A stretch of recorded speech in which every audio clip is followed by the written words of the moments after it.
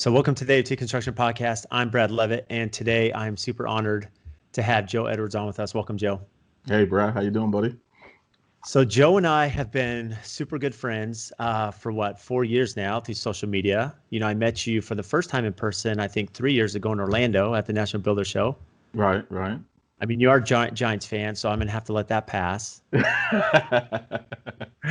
Oh, but in all sincerity, Joe and I have had a lot of conversations behind the scenes.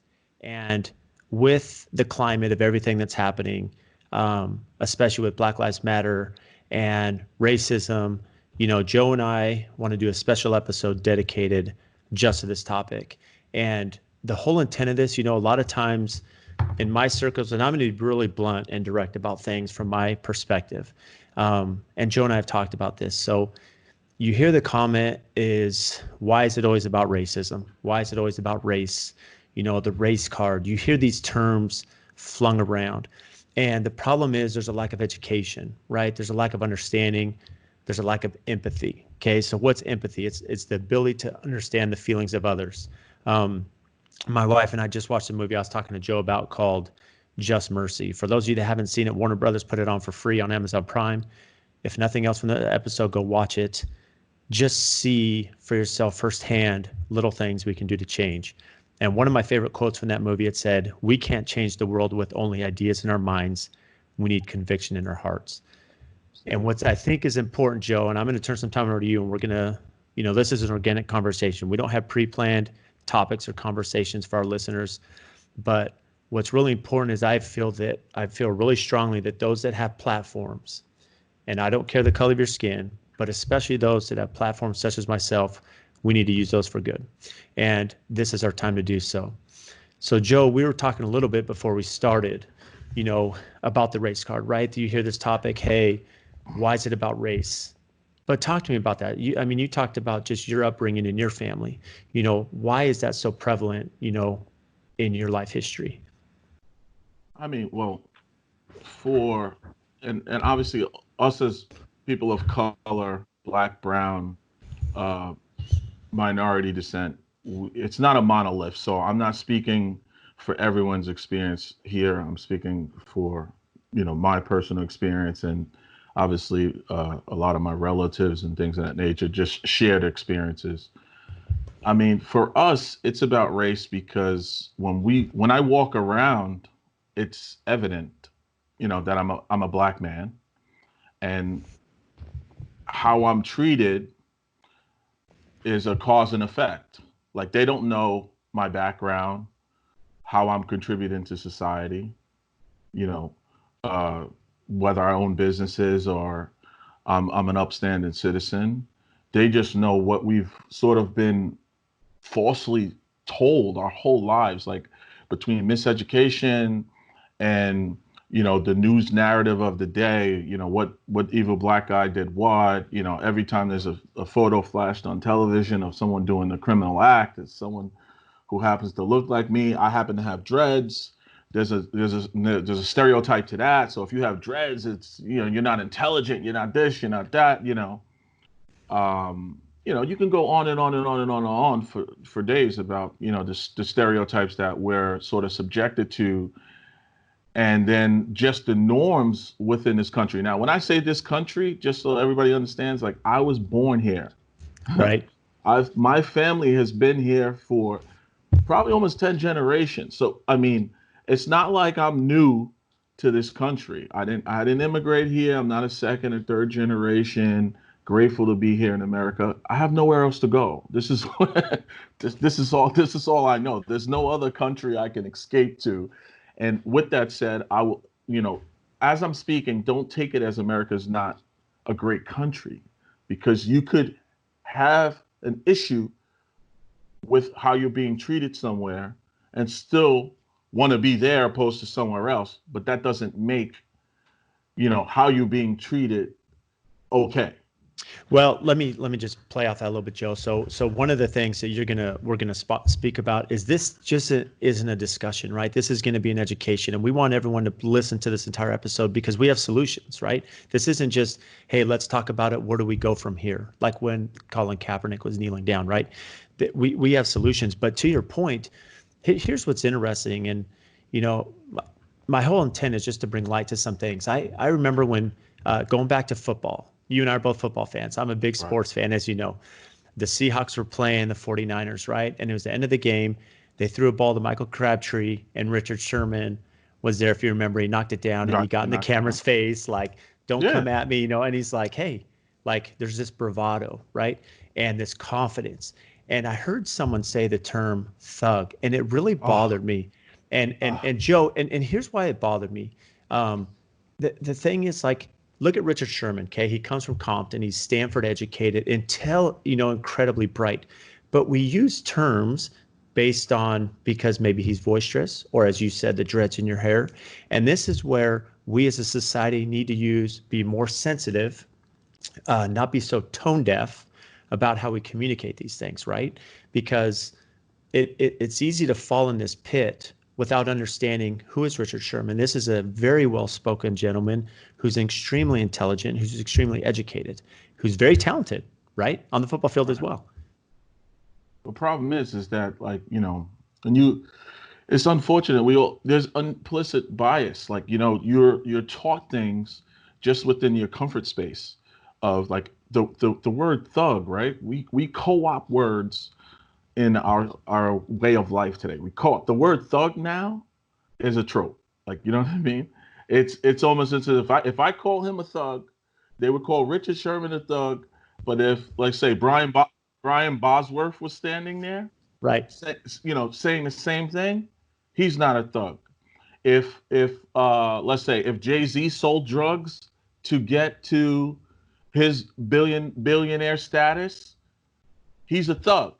But the Rockefellers could do the same exact thing, or the owners of Oxycontin just poison half of America, and he's an incredible businessman. These are things that are just narrative driven things that are unconsciously embedded in society. And ultimately, as a black man, the way I see it is it's all divine designed for control. It's like you need to be able to push people's buttons to create wedges and to sort of systematically control groups of people. So if they can pit me against you, we could be best of friends, play basketball, eat breakfast and dinner together, and break bread with one another. But if there's something, whether it be religion, ethnicity, that could separate us, with a utter of a word or a happenstance, like, like a gentleman being killed on the street, to have things boil over, they want those things embedded in our society. But I feel as though, like, you know what, Richard Sherman is no different than anyone else. All Like, right. don't judge anybody prior to it. And let's just say, for example, like, the reverse of that is, okay, a gentleman like Richard Sherman, he should be grateful because he makes millions of dollars. Like, what? Right. Like, was it like, why should he be grateful that he's talented at something? Right. Like, who are you to bestow him, you know, the grace of being grateful that he has the opportunity to make money, as if you did something for that? Like, no, you didn't do anything. You didn't put into hard work. You didn't see what he had to sacrifice to get to where he has arisen to. So don't make a judgment on that. And I feel as though, like, within our community, that's how we're looked upon. So if I happen to make it out, right, I'm still judged. You're different, Joe. I'm like, why am I different? So talk to me about that. I mean, you mentioned that Like, someone says, they meet you and they're like, Joe, you're down to earth, you own your own company, you're different, so just that alone, someone from a different color who's saying that may say, hey, Joe, you're different without even mentally thinking, even being conscious of what they're wording, how that may impact you or may trigger something like, what does that mean? Why? We're all humans, right? We're all right. brothers and sisters. So why am I different? Well, for me, because obviously I've been walking in my skin and who I am my whole life, what I realized is that the narrative is so baked in that it's just not expected. It's not expected. Like in their bubble of their world, they never experience someone who looks like me who's an owner of something. And then unconsciously but consciously they say to themselves like, well, okay, well, you may own something, but do I respect what you own? But then they have to realize when they see the level of what I produce and the level of clientele that I work for, then it settles in where it's like, wait a second. Well, I can't minimize what he's doing because I'm not doing that, or I'm trying to do that, or like, well, how is he doing that? Like, tell me what the excuse is. Like, you come from something that was handed to. No, no, like, no, that's not the case. So when you start to like chop those, once again, I'm gonna keep using the word stereotypes down. You know what I mean? Whether they're known stereotypes that or just things that you've learned and you don't even realize unconsciously that you possess. But the reality is like, I'm no different than Richard Sherman. I'm no different than George Floyd. I mean, people talk about his past, but we all have a past. Absolutely. And I would say anyone has a past, and going back to that, and we're going to make this, as I said, this podcast, we're not going down these rabbit holes of politics here. But what's important, as you mentioned, is that it doesn't matter if there's a history that he had, whatever it may be.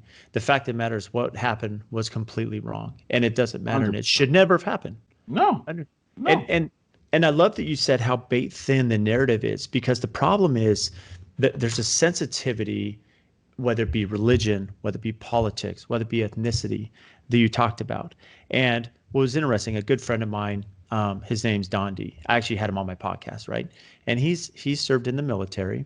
And what we need to understand, I think, as people, is my reality, as a male, a white male. I grew up in a home with a mother and father. My reality, my culture is different than someone who grew up in South America or Europe, or maybe someone of color. And there has to be some understanding that we grew up and come from different circumstances, different neighborhoods, blue collar, white collar. And there has to be some understanding, because unless we have that empathy and understanding, we can't relate to say, you know what, Joe, you make a good, I've never thought of it that way. Here I am in my bubble, but I need to understand it your way, because that's the only way we can get talking and work through this stuff. I agree. And that's why, like, when this whole thing happened and I started with just the whole dialogue thing, and then obviously you and I both run business pages, and and I'm sure when I sent you the message I sent you in terms of like, saying that you were courageous for posting it, because we can't ignore, whether it's you or me, you're putting yourself out there where we're going to be judged. Mm-hmm. Whether we like it or not, we're going to be judged, because the same thing is like, sit down, shut up, and play football. Joe, shut up. Just keep inspiring us, showing us beautiful projects, and teaching us ways to do things, and keep your positive attitude. Don't talk about things that make me feel uncomfortable. So I took it upon myself to say, like, listen, I had to build my business with the narrative of, let me stay in the shadows. Let me allow my talent to be in the forefront. So when you engage me in person, you can look past the fact of how I look, because you got referred to me by someone. This guy's amazing. This is what he could do, da da da. And that person didn't say he was black. They didn't say, oh, he's black. So then you experience me, and then you understand that I'm very capable about what I'm doing, and then we could have a relationship. So with that, I kept my family secret. I kept all of that secret, because I felt as though, like, okay, in the world that we live in, and then to put it in perspective, I've run this business since I was 23 years old, and I've probably worked for not even two handfuls of people who look like me. Now, as a black man, I'm saying to myself, like, that's crazy. I used to be critical of myself, because I'm saying, like, it's almost like it's my mission. I should be forcing people to understand, like, okay, this is what you need to do. This is like, to get on my soapbox. only to realize that, you know what, for me to do that, I need to do right business. I need to be able to do business at a very high level. And if at that high level right now, I have to do business with people that don't look at me, then at least I can inspire the individuals who say maybe can afford me or what we offer.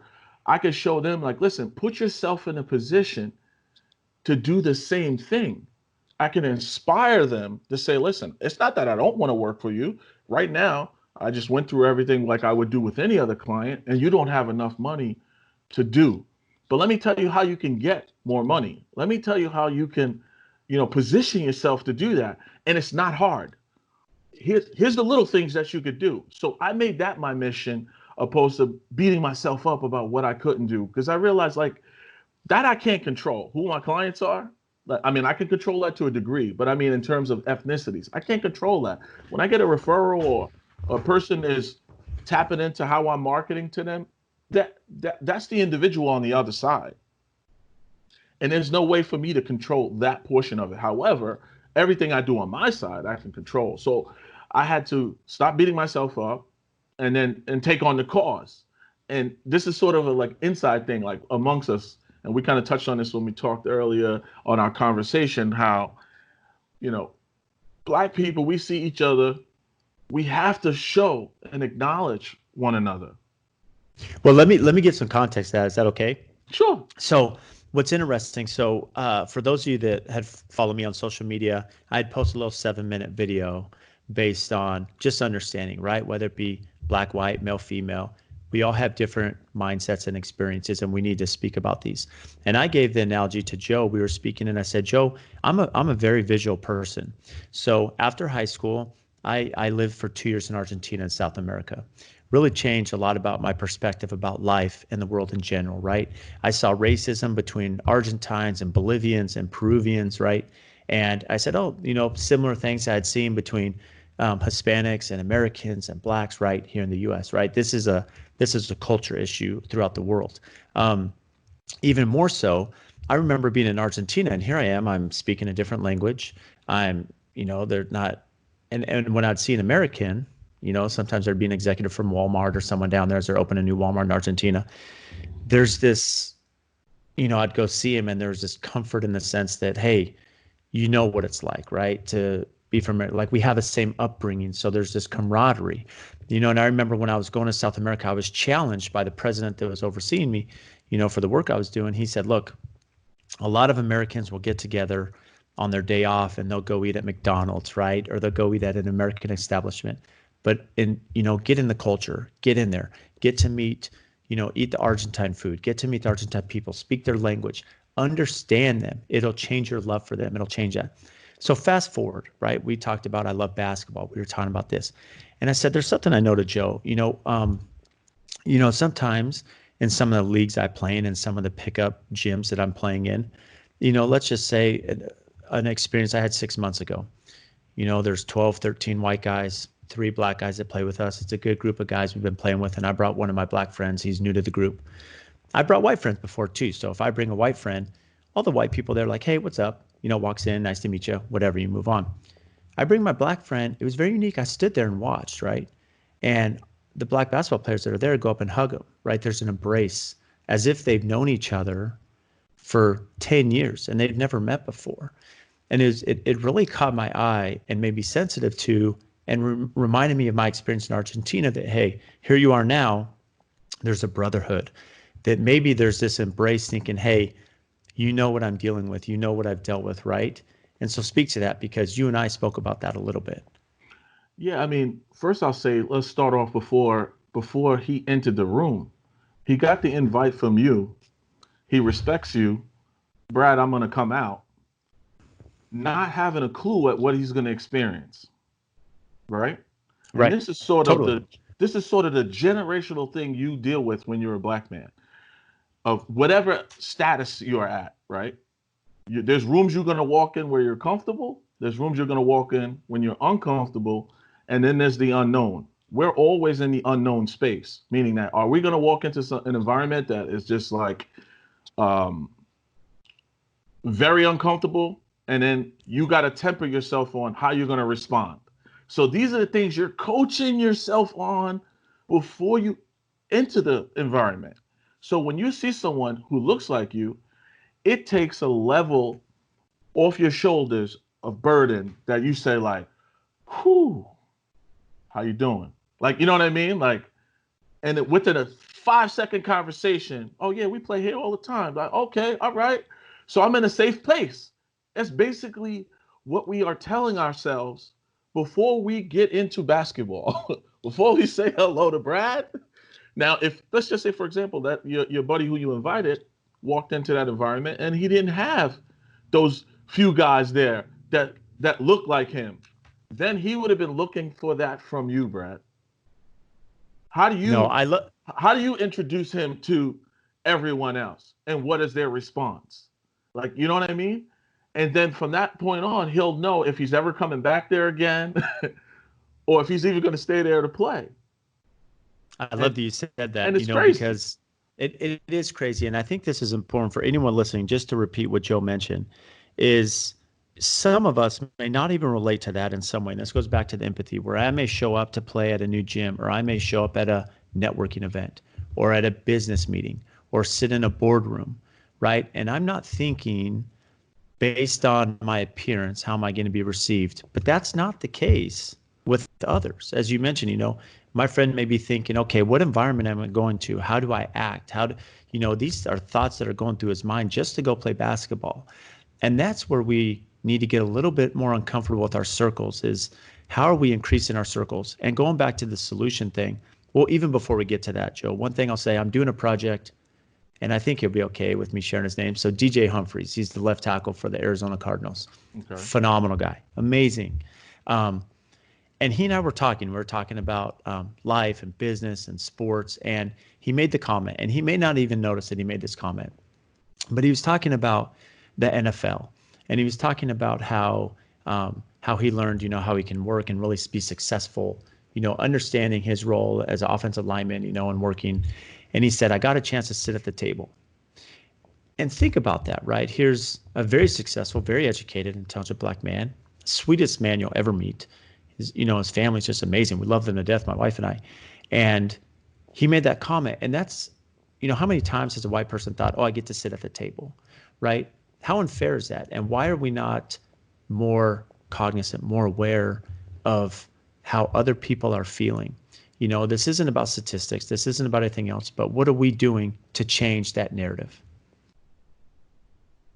Well, that's where the hard work comes in. And quite honestly, like I'm like, outside of the narrative that there's riots and all this crazy stuff, I'm looking at the younger generation, and I'm proud. I'm proud of where my kids, the world, if this is any snapshot of where we're going, we will be leaps and bounds from, say, I'm 43. So when my generation was born, my parents were born in 52 and 53. The civil rights movement was in late 50s, early 60s. I was born in 76. And after that, you still had all of these other issues that systemically has sort of corrupted our growth as people. And then you fast forward to say, like, this is why I, being a big person of hip hop, I'll say, like, hip hop changed the game. Hip hop and social media changed the game, because it allowed culturally for people who, say, aren't in that element to find a fondness for that element, and then get an understanding that, wow, we are very different, but we are very much the same. I may be privileged and come from a lot, but I struggle this way. And the person who's not privileged in that way can understand that and say, well, here's my struggle. And the empathy is there on both sides. Whereas you figure in the 60s, the reason there's so much strife amongst, and I call them the boomers, is because there were direct beneficiaries of the things that were put in place. Like, my ancestors fought in wars like yours did, but they came back to a whole different set of rules. When they were fighting those wars, they were the ones really on the front lines. And let me interrupt you, Joe, and this is really important. And so this is where I think we need to have some in-depth conversation, because when the Kaepernick movement happened, right, with the flag, immediately, right, you have a very passionate divide that still continues today, where people are saying it's disrespectful to the soldiers and those that served of our country, and I'll say clearly for anyone listening, there is a great divide, white and black, with this mentality, and other ethnicities too. It's not right, just black people. And what's important to understand is, again, this goes back to our earlier conversation about culture, diversity, upbringing. Our mentality is different. Tony Dungy was on and he said, look, my father served in the military, came back and couldn't get a job as a school teacher in Detroit because he's black. You talked about your heritage, right? So the rules were different. The flag, it's not that you don't love America. It's not that a lot of my peers don't love America, but their understanding is different, and we need to be sensitive to that. And it's not about pointing fingers at each other, saying, okay, help me understand why your view of the flag is different. It's not that you disrespect the flag or you don't like the freedoms in America, because we all know America's the best place, but we can be better. So help me understand your point of view so that now we can make this better. I would say, first I would say step back and listen to the person's why. If a person tells you why they are kneeling, listen to the why. Don't make up your own thing. Don't say it's about don't make it an issue that the person didn't say. Like, so if initially, if you had a feeling of someone doing something that you thought was disrespectful, and then you approached them and you had a conversation, and the dialogue went as far as that person explained to you, like, no, it has nothing to do with that. I'm standing for police brutality and injustice, and you go, oh, no, that's my beloved flag, right? That's so at that point in time, you're not even listening to what that person is saying. It's not even important what that person is saying to you, because whatever they're doing is making you so uncomfortable that it's not about what they said, it's about how you feel and how you feel only. So at that point in time, you're going to have a narrative. Now, unfortunately for Kaepernick, is you have to put the business model behind the action. So you have an individual who is very well paid for what he does, right? In someone else's business doing something. Now, the people who run the business don't like that. They're like, hold on. You can't do that in my business. But the only difference is they don't have a business if they don't have a bunch of Kaepernicks. And that's what they don't want to change. They can't accept that. So they go, wait, we can't really allow him to do this because we don't want to awaken the 52, 53 men that are on every organization that I'm a billionaire because of these guys banging their heads. So I can agree with him, but then how does the other 31 owners feel about it? Because it's a collective group. So if the majority of the owners say, like, hey, this is bad for business, no different than if it was you and I, Brad. We wouldn't keep an employee or a situation that we felt is detrimental to the bottom line of our businesses. That would be malpractice. However, when you and I, we're creating a product, the individuals that are working for us are producing the product. They aren't the product. You know what I'm saying? Right. Yep. So I think that what gets lost in the whole narrative behind, when you hear even people of color like myself who are really like, listen, slavery happened. Oh, why don't you get over it? And it's like, wait a second. What tells you I should get over it? I'm taught the Holocaust ad nauseum. I'm taught it. It was a horrific thing. Do you tell someone who suffered that to get over it? You stand on your laurels and you say, okay, you know what? My grandparents died for this war and that war. Do you say, hey, that was a long time ago. Get over it. So at least he came back from the war, or he didn't come back from the war. He was buried. He was honored. They were given medals. They were given treasure. That's what happened. No different than the Holocaust. They took down every racist bigotry thing towards that period of time is outlawed in Germany. Why? Because you have to give back dignity. You have to respect humanity. And for us, being brought here as the product, of course, if I can, I cannot have to pay anybody, and I got the most profitable business on earth. Like, you know what I mean? Like, I get to control your productivity, never give you a wage for years and years and years and years and years. And then, fast forward through time, looking like me, it still exists. It just isn't as outward. So, for example, me being a person of color, I played a game. So people say, "Oh, well, how are you here?" I was like, "Because I played a game. I was taught to play the game. I was educated from a very young age. You play the game. You got to play by a different set of rules. You got to be better than everybody else.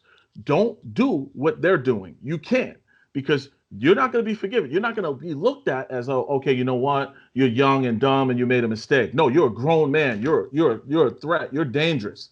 So if I'm going to buy a house and I want to buy a house in a neighborhood that don't want people like me, I'm circumventing how I have to buy it. I'm approaching the sale as if I'm the inspector to look at the house where I got an LLC purchasing it, so I'm not judged.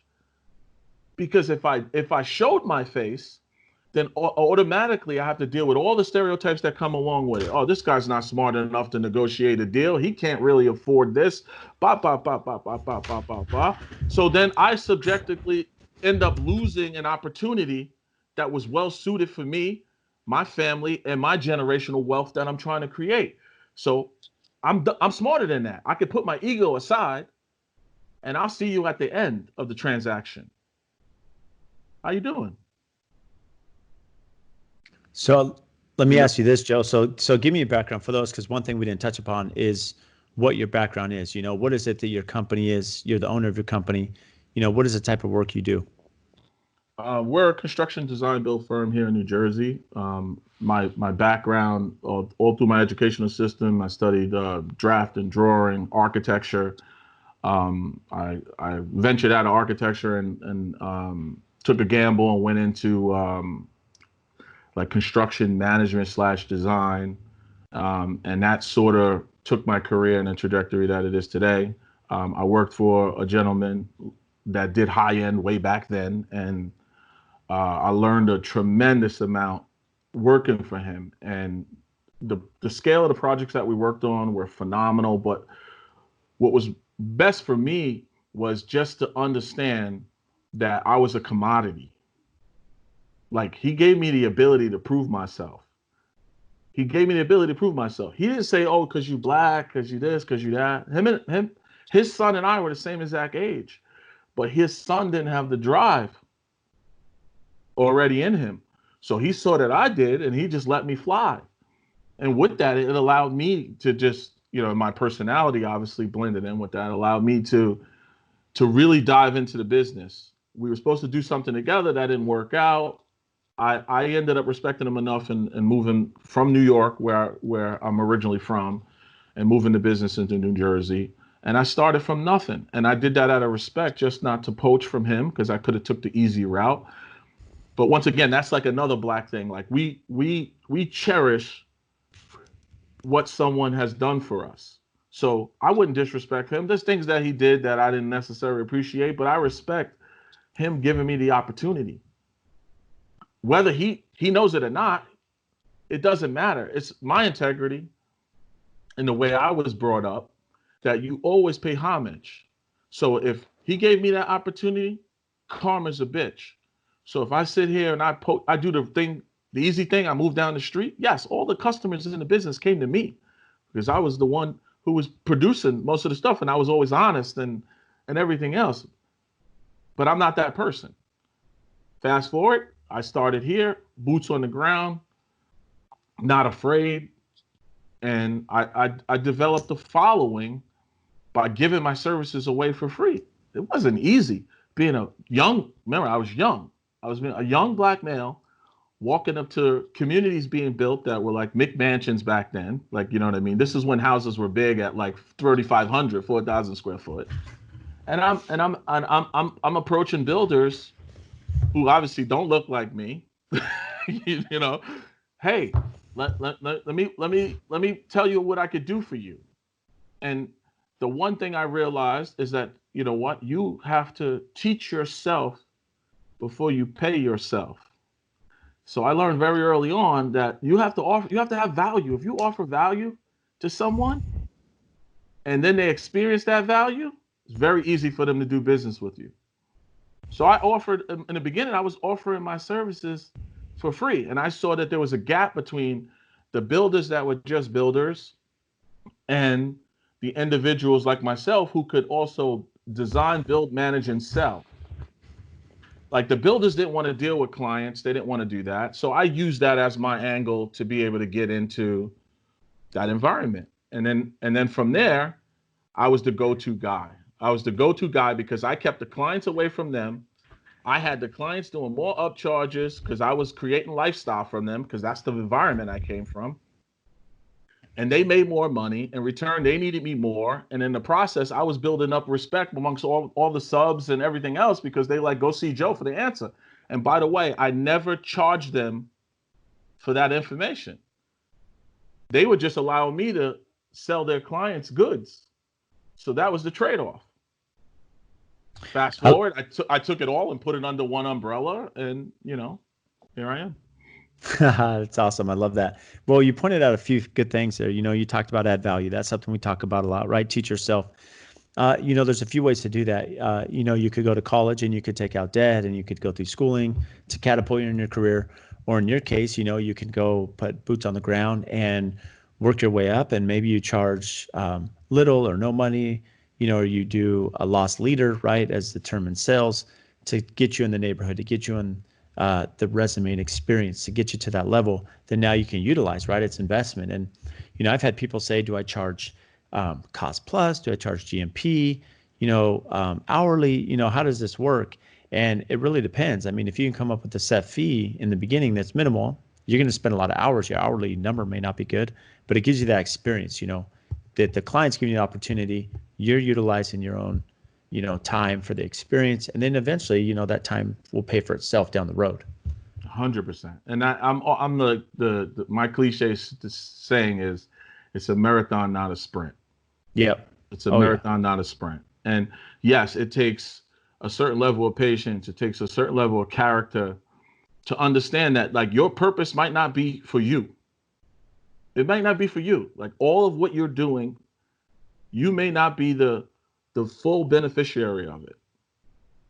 But if you're going to have kids and you're going to have a legacy, they will be the beneficiary of it. So just take your time.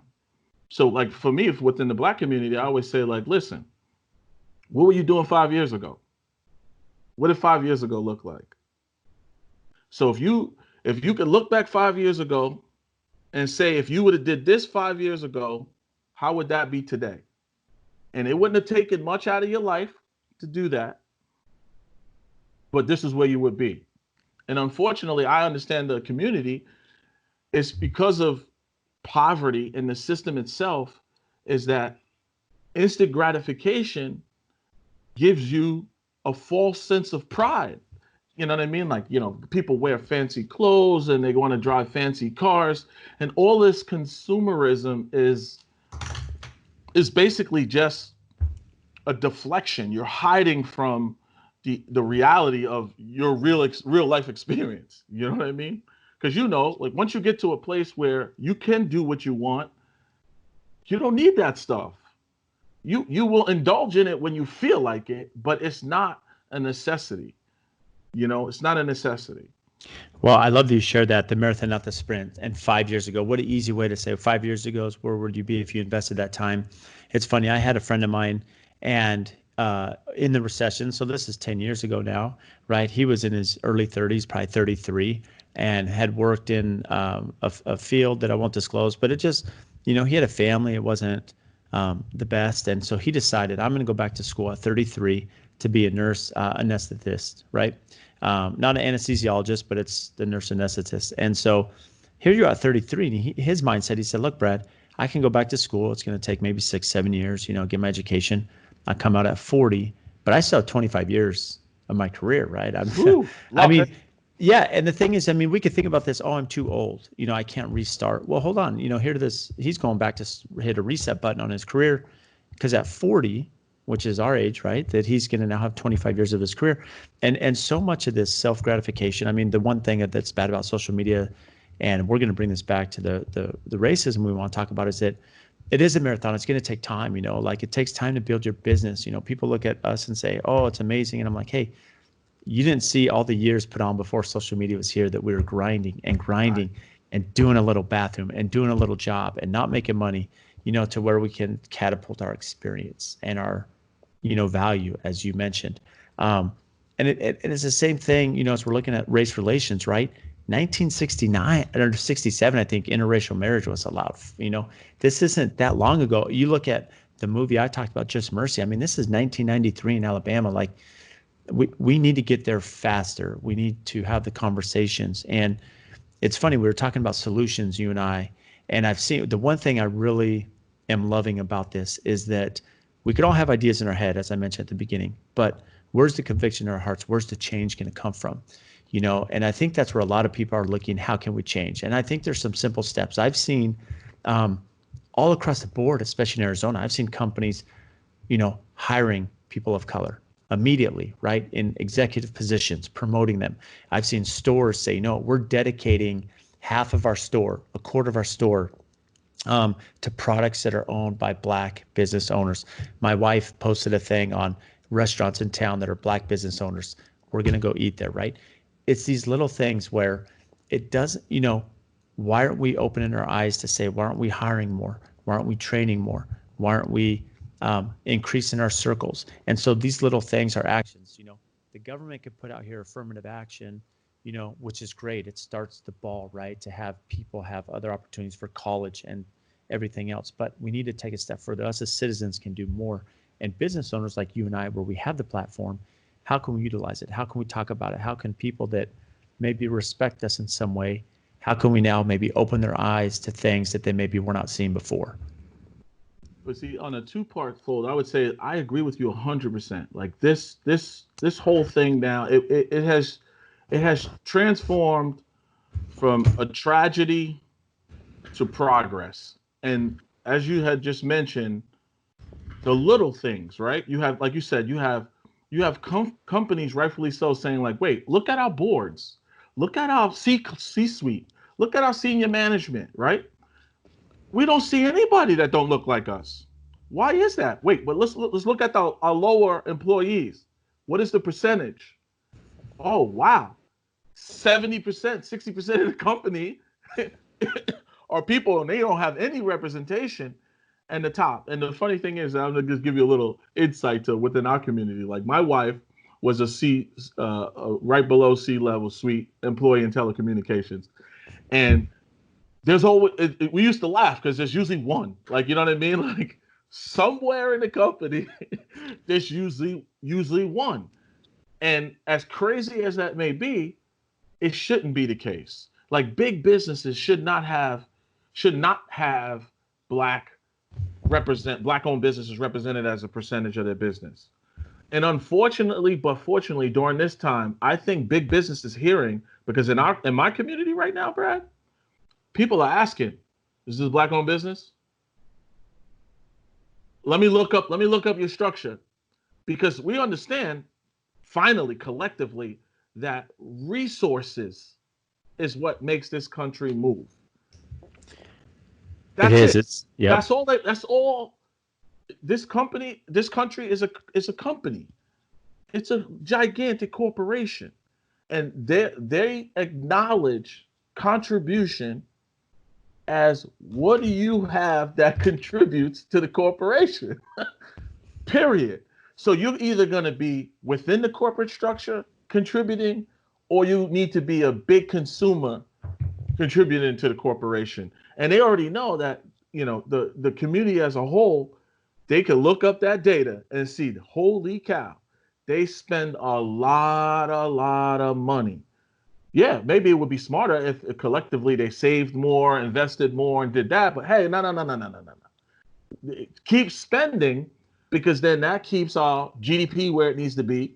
that keeps companies healthy, and we stay status quo. So we're at this point now where it's like, okay, well, now businesses are going to have to shift. No different than Corona. You had all these employees in brick and mortar, and now you've realized something happened. And what do you got to do? You got to adjust. You have to pivot. And the companies that will survive this are the ones that are going to pivot. So the companies in this moment in time, as this movement gets more ingrained in people like myself and you that can contribute to the situation, and other people that are being mindful of whatever their privilege may be. And now when I say privilege, I have privileges too, as well, Brad. You have privileges. But collectively, we're communicating and understanding, like, how do we better society as a whole, not just for ourselves only, but for society, our children, the future children and grandchildren that we don't have. That's the mission. And with these conversations happening right now, I feel as though, like, if these conversations become, normalized, because you're going to have your bigots, you're going to have your people that don't want change. They're a minority. They're a minority in the equation of all of this.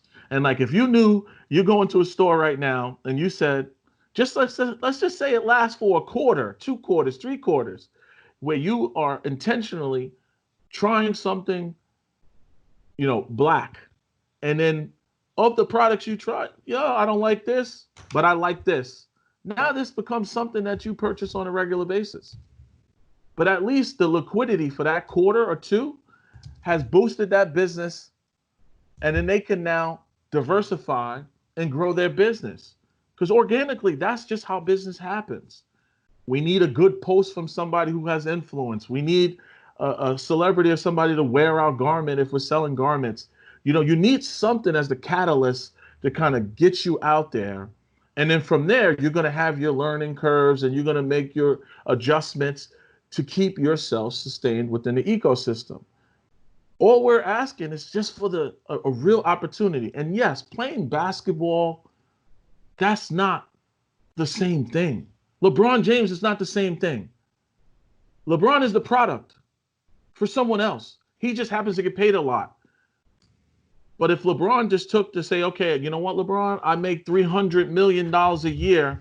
If LeBron consciously said, I'm going to spend 30% of that money with minority businesses, meaning that if I'm investing financially, if I'm investing in new franchises, if I'm investing in anything that I can invest my capital into, I'm going to give a percentage of that to minority-owned businesses, right?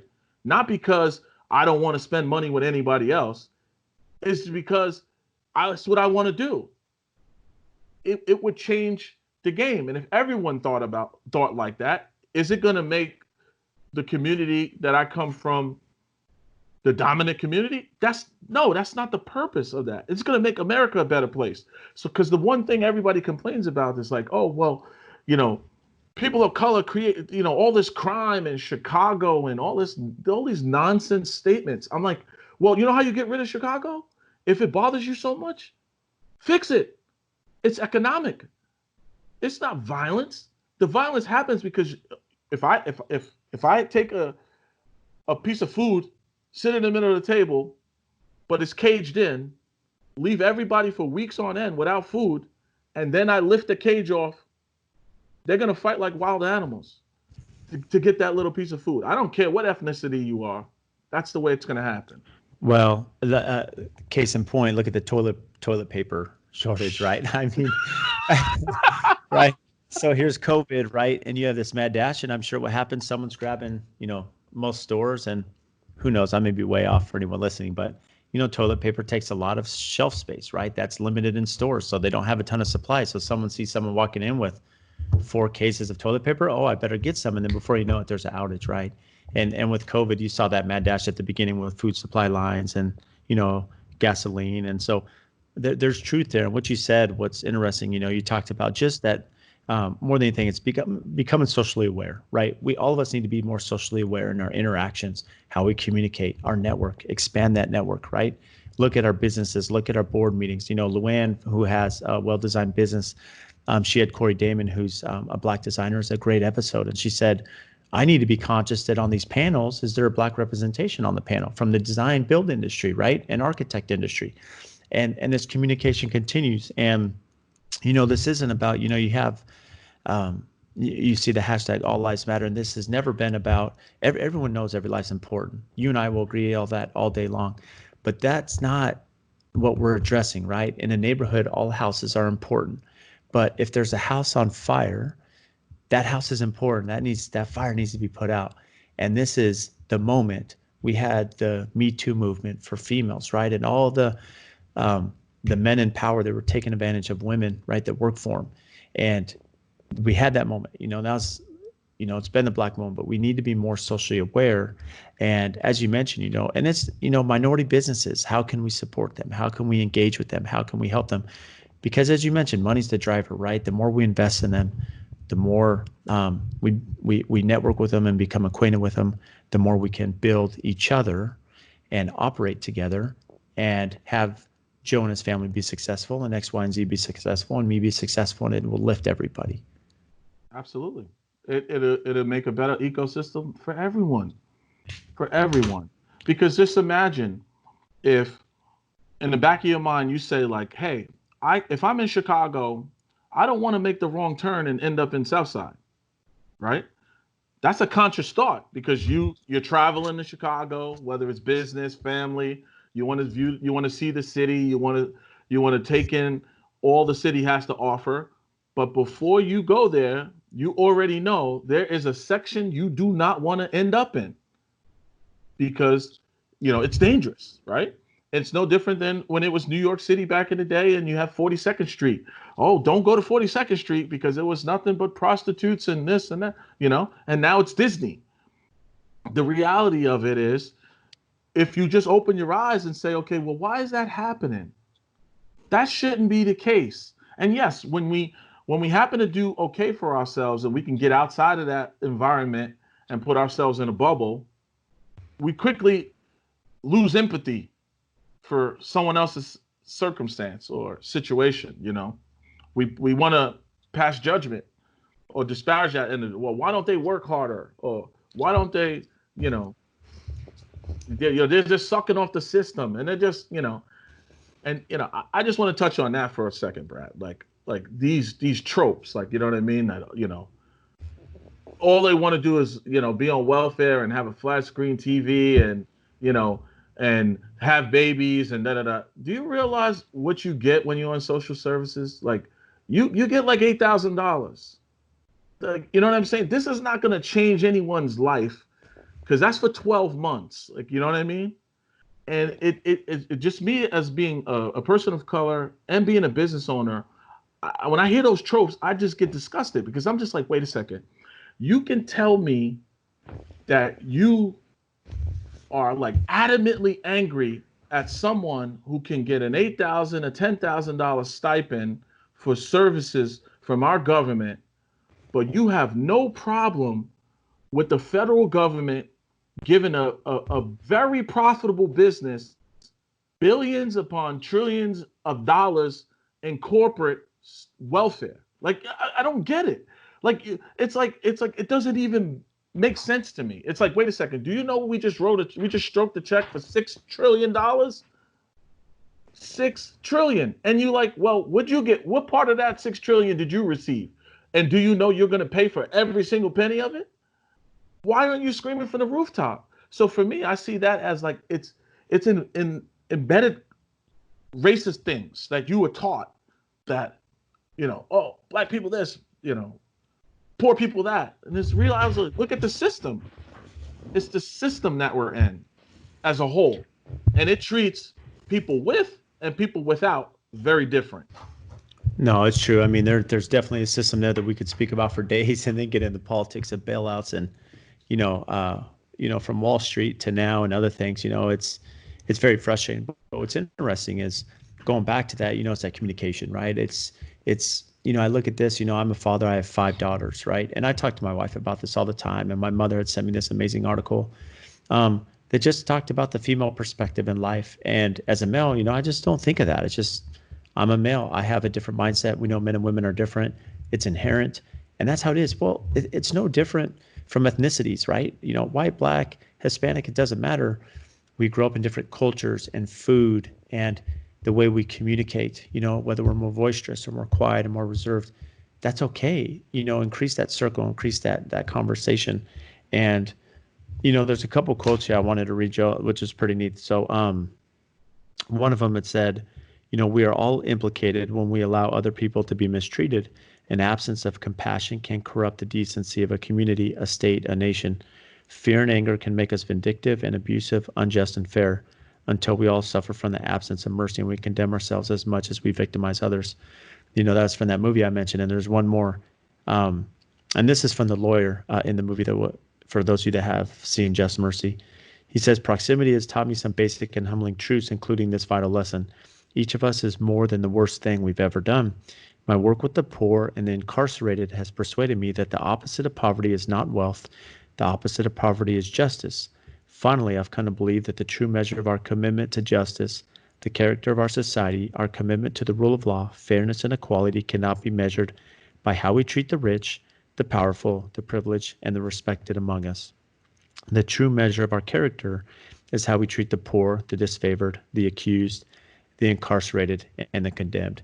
And Joe, I mean, you said that in your own way, right? It's you referenced Chicago and Manhattan, many years ago, that it's really easy from this mindset. We need to bail out these companies, but let's look at the underlying. Our true character at the end of the day is how we're going to treat those that are less fortunate, maybe oppressed, those that have been poor or incarcerated, and maybe not have the same starting line that you or I had, Joe. I mean, even in your network, you had a good starting point. Not everyone has that. I did. So why are we not looking past that and helping our brothers and sisters to get them to the same starting point or same opportunity and help build each other? Well, I mean, I feel as though it's personally baked into the system. Like the system has taught us, like, you have to. Here's what you need to do to be successful. The definition of what success is, like, you know what I mean? It's you need to do this. You need to be able to own that you did it on your own. Like all of these things that are not true, because in reality, it's a village.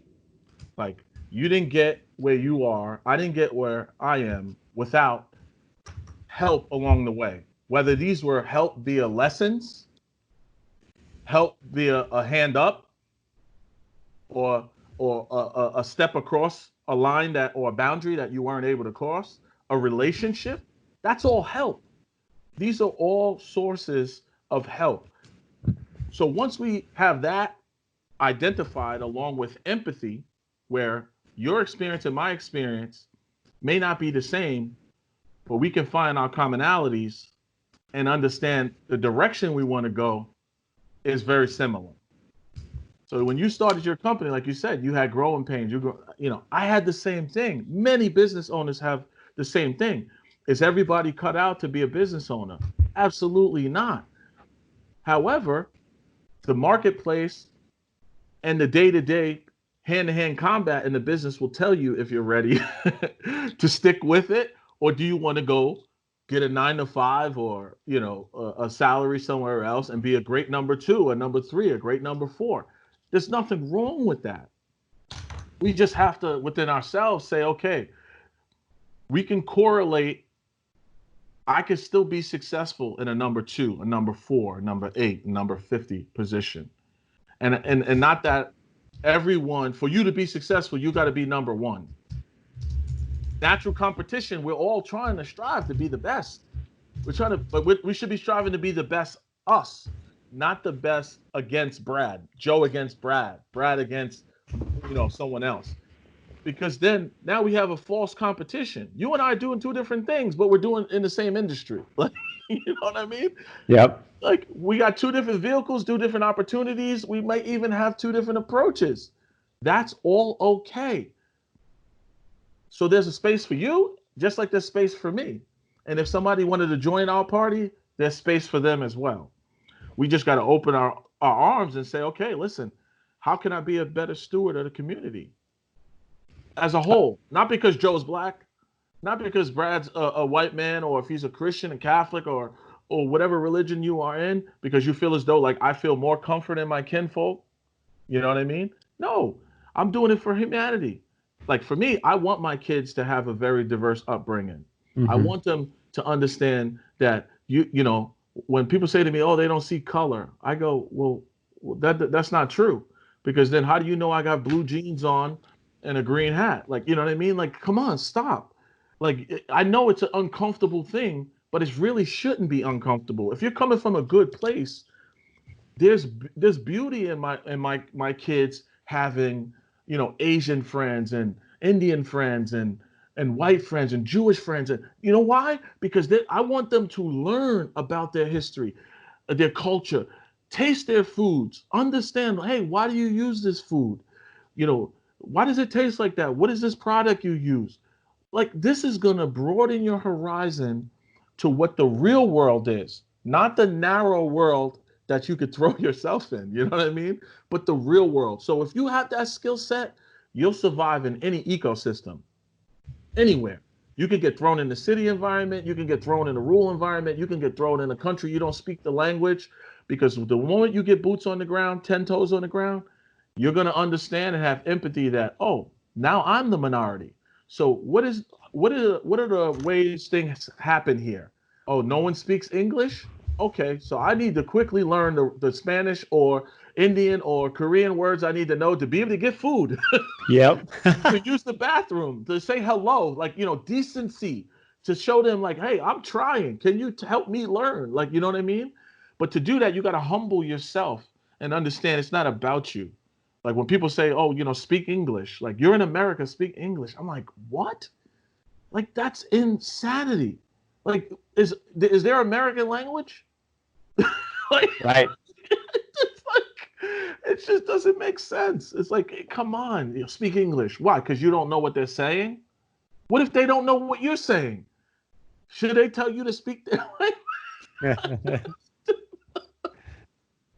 I don't know, man. It just, you know, those little things like that just baffle me. But going back to where we initially started, and I feel as though the youth, the youth, because it's bigger than just, okay, the youth that were only in sports, you know, because if you grew up in a sports lifestyle, you know, you know what I mean. You may have some sort of issue before you started really getting deep into that sport, and then you realize like that's my brother. Yep. Like I go to battle with that person. I'm judging them now on their character, and then you expose yourself to your own biases and be like, you know what? I had a preconceived notion about you, and I should have never had it from the beginning. Yeah. So it's a humbling thing. But now with like music and just culture now is cross. You know, everyone's blending. You have interracial relationships. Most people have it in their family. Like my brother, my sister-in-law is Slovakian. My brother-in-laws and sister-in-law are. I mean, I don't have a problem with it. So when I say I don't walk around saying I don't see color, because I don't think that's a statement I have to make. I don't see color. What does that give you, like some sort of safe place to be? Like, you know what I'm saying? Like, oh, I don't see color. There's no such thing as racism. And I'm like, what would make you think that? No, Like, I love put yourself in someone else's shoes. Like, you know what I'm saying? Like, if would you want to be me? That's the simple way I say. Would you want to be me? Would you want to switch with me for a few days? it. Like, you know what I'm saying? Well, you made so many points. I don't know where to start, Joe, but I mean, the reality is, I mean, some of the things you said, it's just, we're humans, right? At some form, like we're all very similar in our own way. And the more we diversify, with other religions, whether it be Jewish or Catholic, whether it be Slovakian, as you mentioned, Hispanic or, white or Asian, it doesn't matter. The more we mix and understand, there's humanity. This is what this is about. And the more we can understand that, hey, don't use the term I'm colorblind. Well, I really am colorblind, but that's like a physical thing. But for anyone that knows me, no, I truly am. My wife gives me a hard time when I can't see pink and white or blue and purple and tell them apart. But in relation to race, right, we need to make sure that we understand it is real. And the more we know it's real and prevalent, well, let's talk about it. Let's figure out how to cross those bridges, right? And I like that you said mentor. It really triggered my mind. We do a lot of mentorships and, advice. And, how can I do that more in the ethnic communities, for all races and be part of that? And that's something I'll do. So, Joe, I know you're time sensitive. I really appreciate you coming on. This is a very important topic for everyone. I know that you were all about getting on and speaking about this. So again, I can't thank you enough for joining us today. Yeah, I definitely appreciate it, and I think these conversations need to continue, and they need to continue at nauseum because eventually we will all stop feeling uncomfortable about Yeah. it, And we'll get and there. then yeah, we will get there, and then once we're not feeling uncomfortable about it, things will just naturally start to change because then that means as we're becoming comfortable with the fact that we can have these discussions, then that means that people are doing things unconsciously to help the situation. So like how you just mentioned mentorship, I want everybody, if they get anything out of this conversation, to just understand whatever position you are in, you can do something. Whatever position you are in. If you're at the top, whether you're at the bottom, what you need to try to do is if you whether social media or in your personal space, talk to someone who doesn't look like you, come from where you come from, and just get to know them. And like you said early on when we had our conversation about just go to dinner, have lunch, just and don't be judgmental based on their answer or response to whatever you guys are So discussing. key. So key. Yep. Because you got to understand their perspective may be different than you. It doesn't make it wrong or anyone right. It just you need to get understanding. So that's why I don't get involved with the whole politics thing of, like you said earlier, conservative, Democrat, blah, blah, blah, blah, independent. It's like stop. We're Yeah. humans. We're Yep. humans. Let's talk about, okay, is are you for the environment or are you not for the environment? Don't tell me, don't make it a global warming. Do you want your kids to breathe poisonous air? Yes or no? Like if you say, oh well, I don't mind. Okay, then you tell me where that neighborhood is, and I'll make sure I live somewhere else. No, you're spot on, Joe. And you know what's funny? It's like, your case in point. I mean, we've been friends for a few years through social media, met each other, probably in person 4 or 5 times, maybe, at Right. different events. And but it's easy to talk about. It's easy to talk about. We can do that. And that's what people need to understand. And, Joe, thanks again. As I mentioned. And so what's exciting? What's next on upcoming for you that you're super excited about? I got a few things in the works. Like, I'm always like drumming up new lanes, new revenue streams, and That you you know. do. Yes, sir. So I got a couple of things with that going on, with properties and things of that nature. We got exciting projects that that's still on the schedule. Thank God with COVID and everything, those things are still happening. And then I may be moving to another state, like, still keeping the business Arizona. Let's in go. Jersey.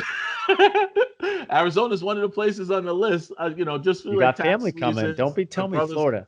my Get here brother's to going Arizona. there, but like I got Arizona, Florida, looking at like Texas, just because New Jersey is very expensive. You know what I Yeah. mean? So it's just And tell us how many kids you have. I have 5 kids as well. Yeah. So You got to I'm catch planning. up. You need one I'm, more. no, I'm done, man. See, if I would have moved to Arizona earlier, I'd probably keep rolling, bro. Too Man, much taxes here in New Jersey, dude, man. you're in the city, expensive taxes with 5 kids. I commend you, man. That's Woo, tough. man. It's painful. So yeah, that's one thing that like I'm sort of like when we're talking about this courage, like with the whole COVID thing, it taught me like, you know what, I have enough things going on where I don't necessarily have to be here to still, you know, run what I have here. And then if I go to where I can, you know, make other things happen as well. Like, you know what I mean? It's just sort of just broadening my horizon to different things and not isolating myself to like what works and has worked for such a long time. You know what I mean? Yeah, absolutely. Well, one thing closing before you tell us where our listeners can find you is, one point that you made that I did note I want to say is that you had mentioned anyone can do this, right? If Joe and I can do this, then anyone can, right? So reach Absolutely. reach out to he and I. We're willing to give advice, mentorship. So anyone listening, if you have any questions or, career wise, we're happy to help. And, where can our listeners find you, Joe?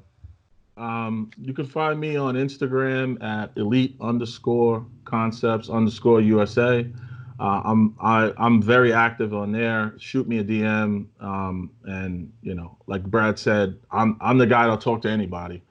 I'm not looking enough for nothing from nobody. Feel free, fire away the questions. If I can help, if I can answer, I'm there for you. Well, Joe, thanks again, man. Really appreciate you joining me. Nah, thanks, Brad. I appreciate it, brother.